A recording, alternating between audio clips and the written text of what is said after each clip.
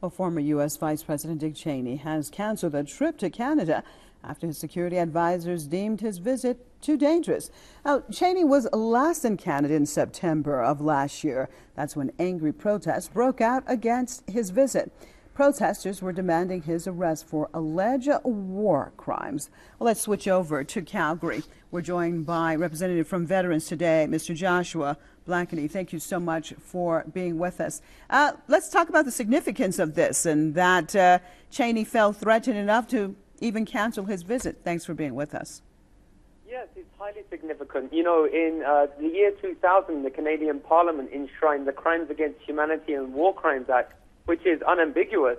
Those who are even just suspected of having participated in war crimes or crimes against humanity, let alone having confessed to them in their memoirs, as Dick Cheney and George Bush have, are completely inadmissible to Canada. They're not allowed in the country.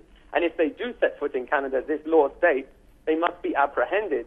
Now, in March 2009, George W. Bush came to Canada on his first visit to a foreign country without diplomatic immunity. And since then, what started with a group of protesters here in Calgary in 2009 has morphed into this mass movement in Canada, which reared its head on September 26 when Dick Cheney visited the Vancouver Club in Vancouver. And the Dick Cheney's agent has made the statement that he is, because he's scared of protesters, even though he has bodyguards who are armed with guns.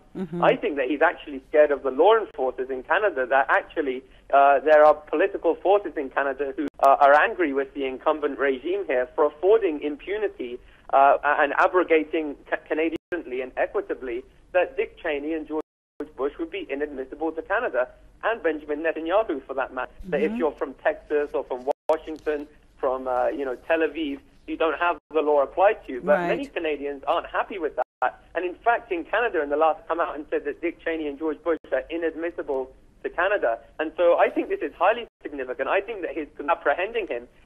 Joshua, let me just jump in here. How likely would that even be the case? Do you think, giving the clout and the pull that Dick Cheney or George W. Bush, or as you've said, Netanyahu? Well, as I say, the immigration critic in the Canadian Parliament, who's leading the opposition in the Canadian Parliament, enter Canada, they inform the relevant authorities that it's their legal obligation, because, of course, these are the people who kidnapped a Canadian child soldier, Omar Khadr, dragged him off to Guantanamo Bay, tortured him, apprehended him with no habeas corpus, and this is illegal. And in fact, in May of 2009, I'm sorry, Joshua, we are out of time. I appreciate you joining us right here at Press TV's World News.